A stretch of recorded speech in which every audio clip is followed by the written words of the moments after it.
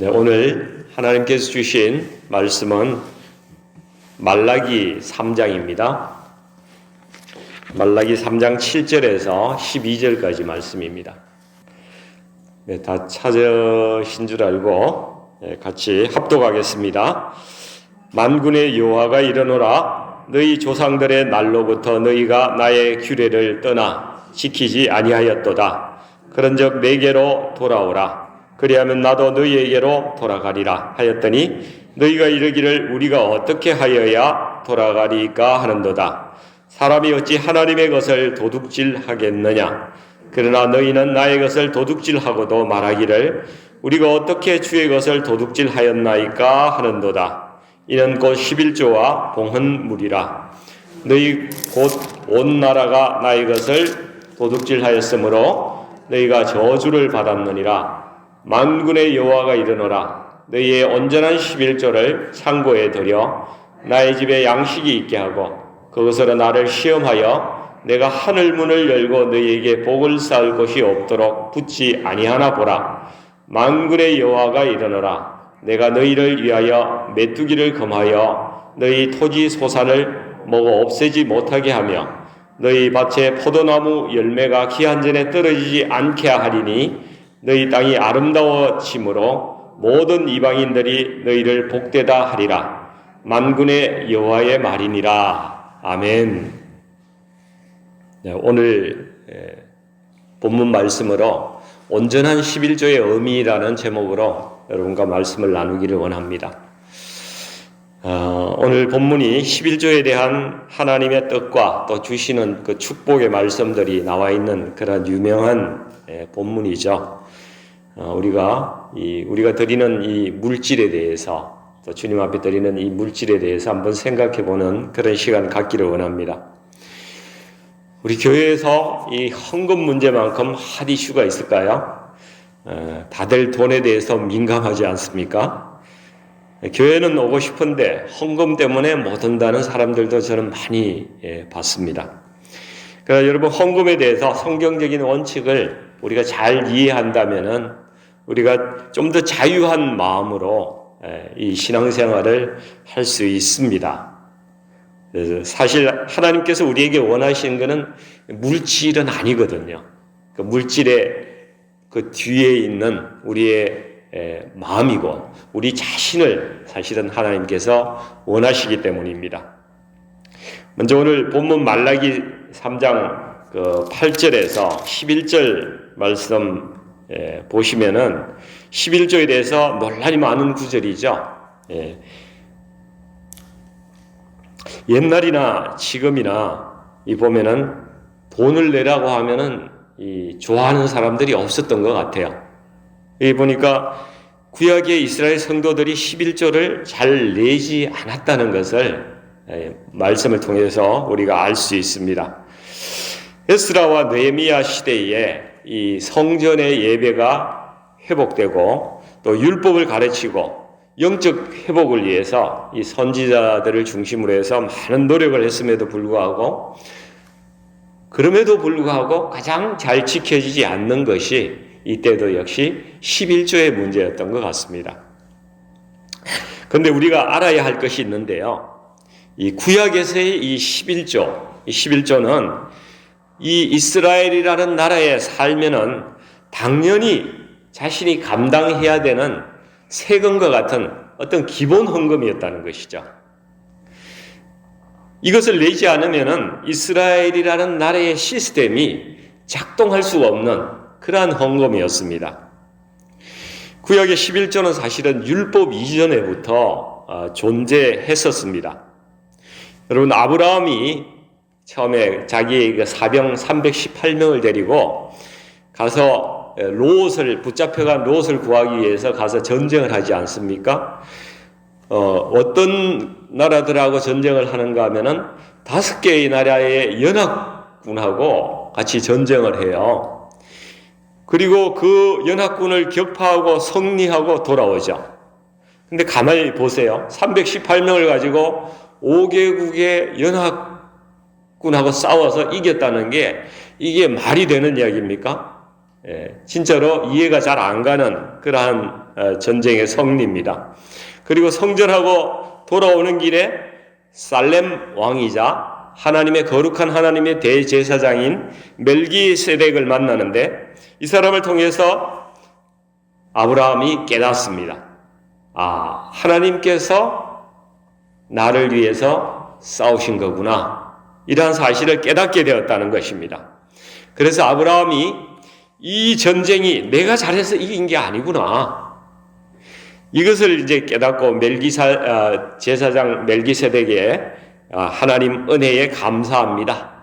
이렇게 해서 전리품에 11조를 드렸다는 것입니다. 여러분, 제사장에게 예물을 드린다는 것은 바로 하나님께 올려드리는 것입니다. 그래서 내가 내 힘으로 뭘 잘하고 사는 것 같아도 다 하나님의 은혜와 돌보심이 아니면은 우리가 살 수 없는 그런 존재구나. 늘 하나님 은혜에 감사하며 살아야 되겠구나. 이런 은혜를 깨달은 사람이 하나님께 자기의 그 소유 일부를 드리는 것, 이것이 11조의 진정한 의미라는 것이죠. 그래서 11조는 율법의 이전에 이미 그리스도인의 신자로서의 가장 기본적인 그러한 어떤 그 하나님에 대한 그 자기의 마음이라는 거죠. 하나님께서 모세에게 주신 시내산 율법 안에 하나님께서 이제 이 율법 안에다가 이 11조를 편입을 시키셨어요. 그 이유는 하나님께서 모든 이스라엘 백성이 이 아브라함과 같이 이러한 그 신앙의 고백, 이런 것을 가지고 살아라. 우리가 다 하나님의 은혜로 사는 그러한 사람들이구나. 이것을 항상 기억하게 하기 위해서 이 11조를 율법에다가 편입시켰다는 것이죠. 마치 남자들이 말입니다. 그 할례의 그 표징이 생식기 끝에 있으니까 하루에도 몇 번씩 이 소변을 보면서 나는 할례 받은 하나님의 거룩한 백성이구나. 이것을 늘 리마인드 하고 이렇게 살도록 하셨듯이 이스라엘 백성들에게도 그 삶 속에서 늘 11조를 하면서 아예 그냥 율법적으로 하도록 하면서 그때마다 우리가 하나님이 주신 땅에서, 하나님이 주신 이 땅에서 이렇게 하나님의 은혜로 살아가는 그러한 사람들이구나. 감사합니다, 하나님. 늘 이런 마음으로 이런 고백을 하나님께 드리기를 원했다는 것이죠. 그래서 하나님께서 이스라엘 국가를 세우실 때에 11조를 아예 국가 운영의 기본 틀로 아예 넣어버리신 거예요. 그 12지파 중에서 레위 지파는 기업을 주시지 않고 그들에게 제사장 역할을 맡기지 않았습니까? 나머지 11지파에게는 땅을 유업으로 줘서 농사를 짓고 이래 수확을 거두면은 그 11조를 레위 지파에게 그리고 제사장들에게 주도록 그렇게 했죠.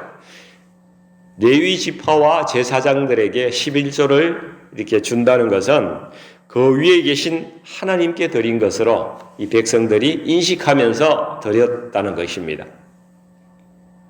여러분, 모세가 죽기 전에요. 신명기 6장 말씀을 보면은 26장 말씀을 보면은 그 유언 중에도 이 11조 말씀이 나옵니다. 신명기 26장에 보면 어떤 이야기가 있는가 하면은 너희가 가나안 땅에 들어가서 농사를 다 지으면은 곡물을 추수해서 만물 그 11조를 레위 제사장에게 바치라고 이렇게 말합니다. 우리 조상들이 이 방랑하는 민족이었는데 하나님의 도우심으로 이렇게 땅을 차지하게 되었습니다. 그래서 이렇게 농사 짓고 이렇게 잘 살아가고 있습니다. 땅을 주신 하나님의 은혜에 감사해서 이렇게 11조를 가지고 왔습니다. 이렇게 제사장 앞에서 고백을 하라고 이렇게 모세가 이야기를 하고 있습니다. 모세가 이 이야기를 할 때, 이 신명기 유언을 할 때는 이미 시내산의 율법이 선포된 이후입니다. 그럼에도 불구하고 모세가 말하는 11조 정신은 여러분 율법이 아니고요. 여전히 내 것을 하나님께 드린 것이 아니고 하나님 덕분에 내가 지금 잘 먹고 살고 있습니다. 그래서 감사합니다. 이런 고백의 징표로 드리는 것이 11조라는 것입니다. 여러분 오늘날에도 이 마음 가운데 이러한 고백이 없는 사람들은 11조 드리기가 참 어려울 것입니다. 어렵습니다. 저도 옛날에 그랬습니다. 그러다가 어쩌다 한번 11조를 드렸다면 마음에 이런 생각이 일어납니다. 야, 그 어려운 11조를 내가 하다니 나 참 뿌듯하고 대단해. 내가 그걸 하다니 나 꽤 괜찮은 그런 사람인 것 같아. 이러면서 나의 의가 이렇게 속에서 이렇게 올라온다는 거죠. 그런데 바리새인들이요 이런 생각으로 11조를 드렸다는 것입니다. 지금 우리는 아브라함과 같은 마음으로 11조를 드리고 있는지 아니면은 바리새인의 마음으로 11조를 드리고 있는지 우리 마음을 우리는 분간할 수가 있어요. 그죠? 바리새인과 같이 드리고 있다면 우리는 매우 율법적으로 11조를 대하고 있다는 것이죠. 반면에 아브라함과 같은 마음으로 감사합니다 이렇게 드린다면 우리는 은혜로 11조를 드리고 있는 것이죠. 예수님의 제자들도 여러분 성령 받기 전에는요 율법적인 생각으로 꽉 들어 있었어요. 갇혀 있었습니다. 그런데 성령이 임하시자 자기 목숨을 다 내놓잖아요. 11조도 율법적으로 하려고 하면은 참 힘이 듭니다. 하더라도 자기 의의가 되고요. 그런데 하나님의 은혜가 나에게 임하면은 감사하고 찬양하면서 이렇게 11조가 아니라 나의 생명까지도 하나님께 드릴 수 있는 그러한 사람으로 변할 수가 있는 것입니다. 초대교회 성도들이 여러분 자기의 모든 것을 내어놓고 다른 사람에게 필요에 따라서 나눠서 썼다는 말씀이 사도행전 2장에 나오지 않습니까? 그들은 10에 10조를 다 드린 거예요. 그러한 사람으로 변화되었던 것입니다. 근데 보니까 이스라엘 백성들이 처음에는 은혜로 시작했는데 시간이 지날수록 처음 은혜를 잃어버리고 아주 율법적으로 이렇게 11조를 드리는 그런 사람들이 되었다는 것입니다. 그게 기본적인 헌금임에도 불구하고 그렇게 율법적으로 드렸다는 것이죠. 11조를 잘 내지 않았습니다. 내더라도 마지못해서 아주 줄여서 숨기고 아주 적게 하거나 이런 식으로 했다는 것이죠. 그래서 오늘 본문 8절에 보면은 하나님께서 하나님의 것을 도둑질한다 이렇게 말씀하고 있지 않습니까? 여러분 11조를 하지 않으면은 레위 지파가 우선 먹고 살 게 없어요. 그렇죠? 그러면 성전에서 성전 일만 하고 먹고 살 수가 없으니까 밖에 나가서 날품팔이라도 해서 먹고 사는 방법 외에는 길이 없는 것입니다. 실제로 레위 사람들이요 역사 가운데 보면은 다른 일을 하면서 이렇게 먹고 살았다고 이렇게 기록을 하고 있습니다. 그러면 예배가 소홀해질 수밖에 없죠. 여러분 성전 건물도 보수해야 되고 제사에 필요한 물품도 준비해야 되는데 이게 이 물질이 없으니까 성전도 허물어져 갈 수밖에 없죠. 보수를 못하니까. 또 성전을 중심으로 한 여호와의 그 신앙 공동체가 무너지고 이 공동체의 운영이 안 되는 것입니다. 그래서 예수님께서 마태복음 21장에서 이러한 포도원 농부 비유를 말씀하셨어요. 하나님께서 땅 주인이시잖아요. 그래서 우리는 소작농입니다. 당연히 소출의 일부를 먼저 떼서 주인에게 드리는 것이 맞지 않습니까? 그런데 소출의 100%를 내가 다 차지하려는 그러한 악한 생각을 하다 보니까 이 소작농들이 상속자인 그 주인의 아들을 죽이게 됩니다. 그 주인의 아들이 알고 보니까 예수님이에요. 11조를 드리고 싶지 않은 이 인색한 이스라엘을 예수님께서 악한 소작농으로 비유를 하셨는데요. 여러분, 그러면은 우리의 현 주소는 과연 이 소작농과 크게 다를까요? 아주 비슷한 점이 많은 것 같습니다. 그러나 하나님께서는 이 온전한 11조를 하는 사람들에게 본문 10절에 보시면은, 오늘 본문 10절 보십시오. 내가 하늘 문을 열고 너희에게 복을 쌓을 곳이 없도록 붙지 아니하나 보라. 이렇게 복을 약속하셨습니다. 근데 여러분, 오늘날 정말 많은 사람들이 오해하는 것이 바로 이 본문인데요. 11조 하는 사람에게 하나님의 특별한 복이 있다는 것입니다. 오직 11조에만 하나님을 시험해 보라고 하나님께서 말씀하셨다고 그렇게 가르쳐요. 많이 듣지 않았습니까? 여러분, 구약 시대에는 11조가요, 기본 헌금입니다. 그냥 모두 다 해야 되는 의무예요. 다른 헌물 제도도 있었지만은 11조에 비하면은 아주 작은 미미한 것입니다. 그래서 하나님께서 11조에 복을 주시겠다는 말씀은 이 백성들이 하나님께 드리는 그 물질에 대해서는 하나님께서 이러한 복을 주시겠다, 다 복을 주시겠다고 말씀한 거예요. 이 11조만 딱 떼가지고 이렇게 복을 주시겠다, 이런 말씀이 아니에요. 우리가 드리는 모든 재물에는 하나님께서 기본적으로 이러한 복을 주시겠다는 말씀인 것입니다. 그래서 말라기의 11조의 복의 말씀을 다시 말씀드리면은, 이 11조가 인간으로서는 정말 하기 힘든 헌금이기 때문에 이것을 하는 사람에게 하나님께서 특별히 신경을 쓰셔가지고 마법 같은 어떤 복을 이렇게 부어주신다, 그런 말씀이 아니라는 것입니다. 우리가 드리는 주일헌금이나 감사헌금이나 건축헌금이나 구제나 선교헌금, 이런 헌금에는 복이 좀 약하고, 그죠? 11조 한 사람에게는 복이 크게 흘러가는 그런 것이 아니라는 것이죠. 하나님께서 11조 한 사람 보고, 야, 너 정말 대단해. 너 정말 어려운 거 했구나. 그래서 내가 오늘 특별히 너에게 복을 주겠다, 이렇게 약속하시는 것이 아니라는 것이죠. 하나님께서 드리는 모든 헌물에 대해서 여러분 기억하십시오. 하나님께서 말라기 3장 10절에 축복을 주시는 것입니다.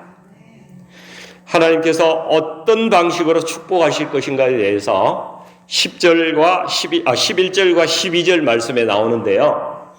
같이 한번 읽어보겠습니다. 한번 같이 읽겠습니다.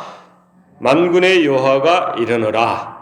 내가 너희를 위하여 메뚜기를 금하여 너희 토지 소산을 먹어 없애지 못하게 하며 너희 밭에 포도나무 열매가 기한전에 떨어지지 않게 하리니 너희 땅이 아름다워짐으로 모든 이방인들이 너희를 복되다 하리라. 만군의 여호와의 말이니라. 아멘. 예. 근데 여러분, 이거 읽으면서 이런 생각 들지 않으세요? 이게 하나님께서 하늘 문을 열고 복을 쌓을 곳이 없다고 말씀하셨는데 복이 이게 다예요? 그런 생각 안 드세요? 근데 여러분 잘 한번 생각해 보십시오. 이 고대 농경 사회에서는 농사가 잘 되어가지고요, 수확량이 넘쳐가지고 곳간에 너무 수확량이 많아가지고 곳간에 쌓을 곳이 없게 되는 이러한 축복보다 더 큰 축복이 있었겠습니까? 가장 큰 축복인 거예요. 그래서 하나님께서 예기치 못한 그 손해도 막아주시고 인생에 풍파가 생기지 않도록 사전에 하나님께서 다 커트해 주시고 이런 축복을 주고 계시다는 것입니다. 범사에 형통함을 주시겠다는 말씀이에요.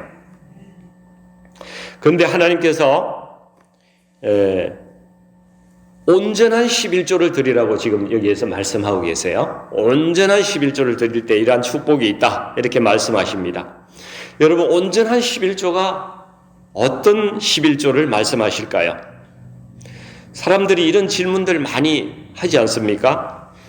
온전한 11조는 이게 소득의 그로스로 이렇게 해야 됩니까? 세금을 떼고 네트를 기준으로 해서 저희가 11조를 드려야 합니까?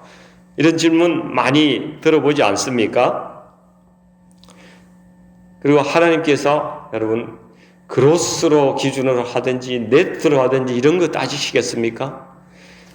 그리고 10%를 했는지 너는 좀 부족해 8%를 했구나 뭐 이런 거 따지셔가지고 너는 온전하지 않아.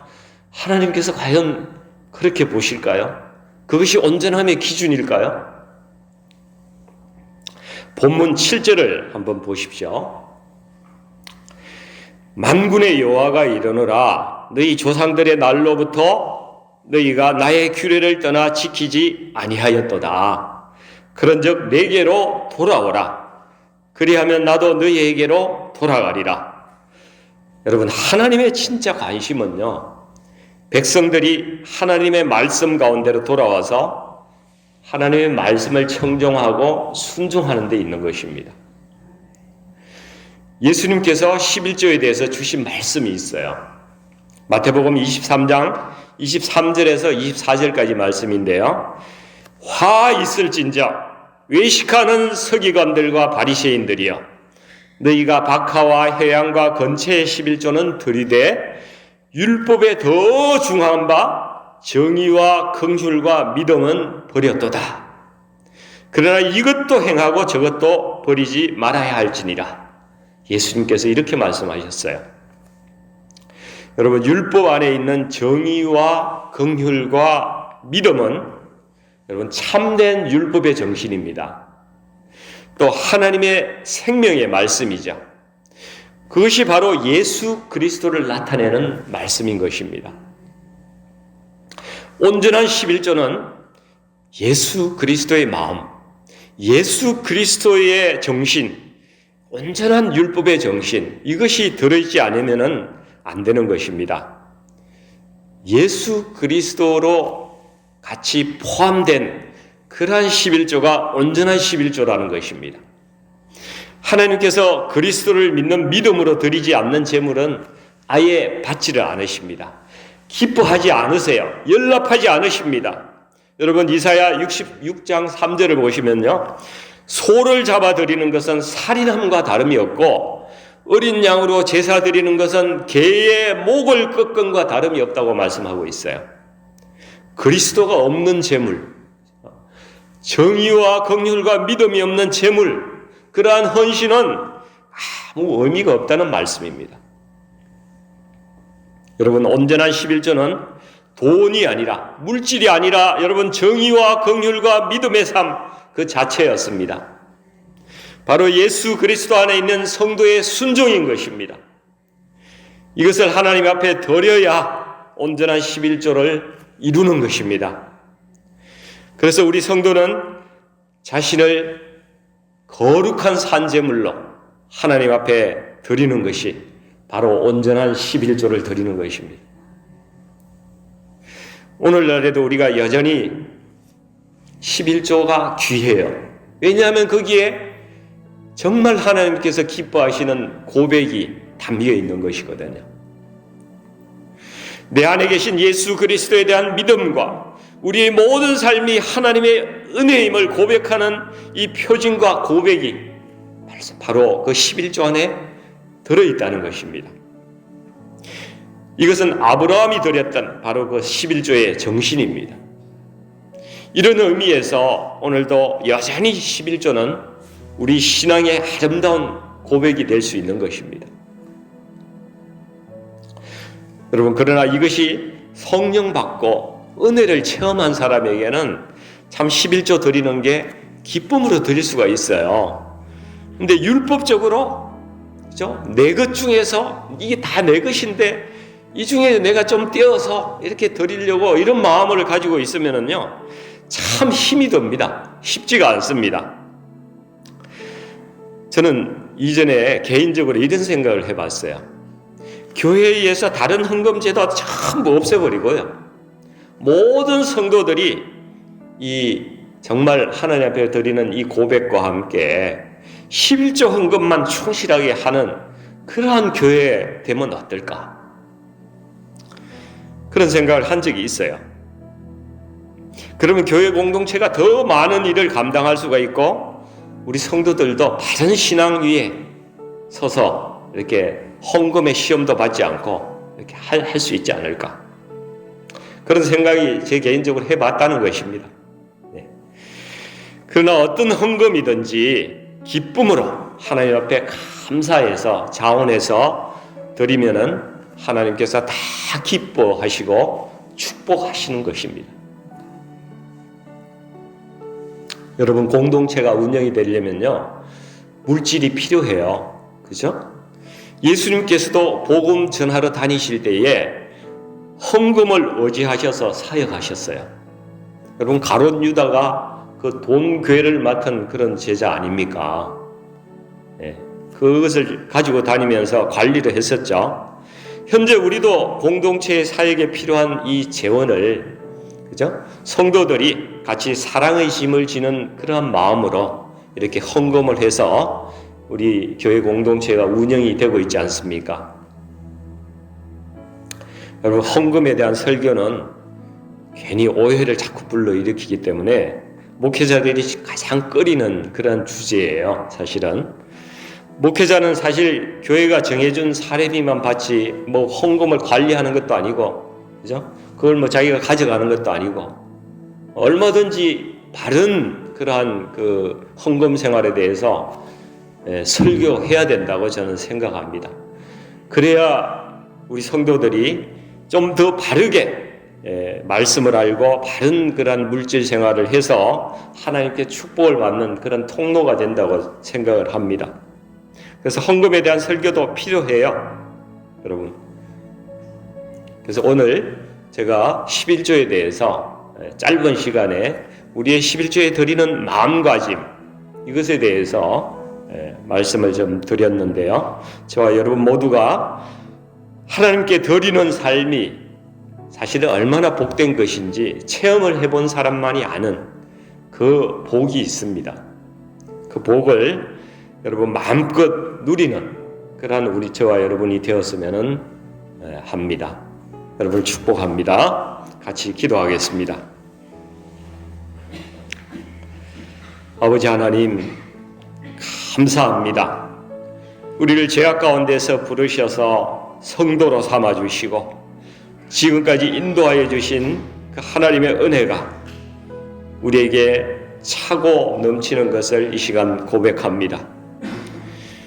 주신 은혜는 참 하늘과 같고 바다 같지만은 저희는 늘 인색한 마음으로 드리지 못한 것이 아버지 하나님 앞에 참 마음이 아프고 또 죄송합니다.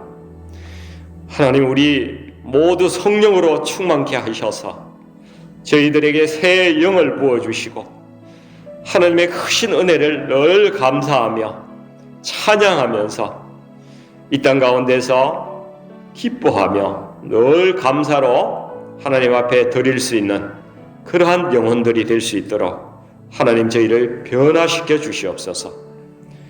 저희에게 주신 모든 소유가 하나님께서 주신 것임을 믿음으로 고백하게 하시고 항상 넉넉하게 하나님 나라 위에서 풍성하게 드리는 저희들이 되게 하여 주시옵소서. 하나님, 저희가 풍성히 드림으로 더 큰 축복을 받고 이 땅 가운데 주님을 기뻐하며 주님을 감사하며 주님과 함께 동행하며 기뻐하며 이 땅을 하나님 자유한 마음으로 이렇게 나아갈 수 있는 그러한 성도들로 세워주시옵소서. 예수님의 이름으로 감사하며 기도드리옵나이다. 아멘.